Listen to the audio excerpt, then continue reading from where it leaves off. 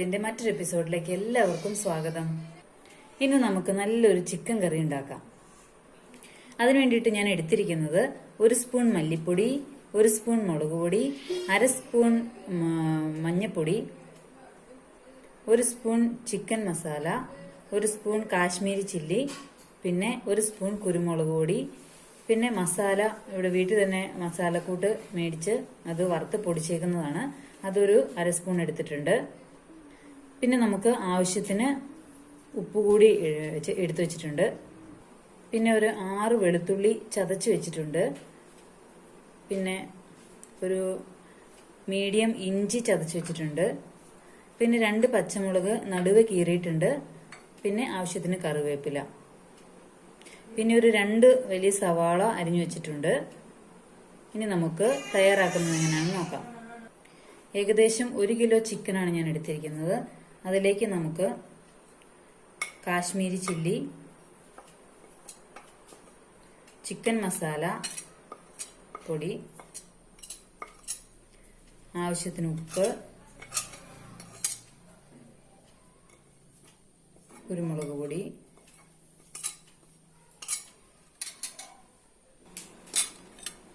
മഞ്ഞൾപ്പൊടി,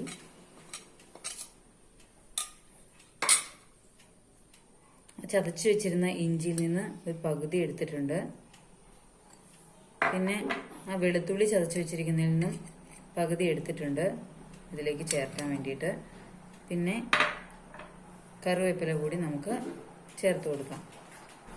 ഇതിലേക്ക് നമുക്കൊരു 2 സ്പൂൺ വെളിച്ചെണ്ണ കൂടി ചേർത്ത് കൊടുക്കണം. എന്നിട്ട് നമുക്ക് നന്നായി ഒന്ന് ഇളക്കി 1 മണിക്കൂർ റെസ്റ്റ് ചെയ്യാൻ വെക്കാം. അപ്പോൾ 1 മണിക്കൂറൊക്കെ ആയിട്ടുണ്ട്. നമ്മുടെ ചിക്കനിലേക്ക് ആ മസാലകളെല്ലാം നന്നായിട്ട് പിടിച്ചിട്ടുണ്ട്. അപ്പോൾ നമുക്കിനി അത് എങ്ങനെയാണ് തയ്യാറാക്കുന്നതെന്ന് നോക്കാം. അപ്പോൾ അതിന് വേണ്ടിയിട്ട് ഞാനൊരു ചട്ടി അടുപ്പത്ത് വെച്ചിട്ടുണ്ട്. ചൂടായതിനു ശേഷം നമുക്കൊരു 3 സ്പൂൺ വെളിച്ചെണ്ണ ഒഴിച്ചു കൊടുക്കാം. വെളിച്ചെണ്ണ ചൂടായതിനു ശേഷം നമുക്കതിലേക്ക് ഒരു 1/2 സ്പൂൺ കടുകിട്ട് കൊടുക്കാം. കടുക് പൊട്ടിയതിനു ശേഷം നമുക്കതിലേക്ക് അരിഞ്ഞു വെച്ചിരിക്കുന്ന സവാള ചേർത്ത് കൊടുക്കാം. പെട്ടെന്ന് വഴന്ന് കിട്ടാൻ വേണ്ടിയിട്ട് നമുക്കിതിലേക്ക് അല്പം ഉപ്പ് കൂടി ചേർത്ത് കൊടുക്കാം. ഉള്ളിക്ക് ആവശ്യമുള്ള ഉപ്പ് മാത്രം ചേർത്താൽ മതിയാകും. കാരണം നമ്മൾ ചിക്കനിൽ ഓൾറെഡി തിരുമ്മി വെച്ചിട്ടുണ്ട്. ചെറുതായി ഒന്ന് നിറം മാറിയതിനു ശേഷം അതിലേക്ക് ഇഞ്ചി ചതച്ചതും വെളുത്തുള്ളി ചതച്ചതും ആ മുളക് അരിഞ്ഞതും കറിവേപ്പിലയും ചേർത്ത് കൊടുക്കാം. ഇളക്കി കൊടുക്കാം. ഉള്ളി നമുക്കിപ്പോൾ വഴന്ന് കിട്ടിയിട്ടുണ്ട്.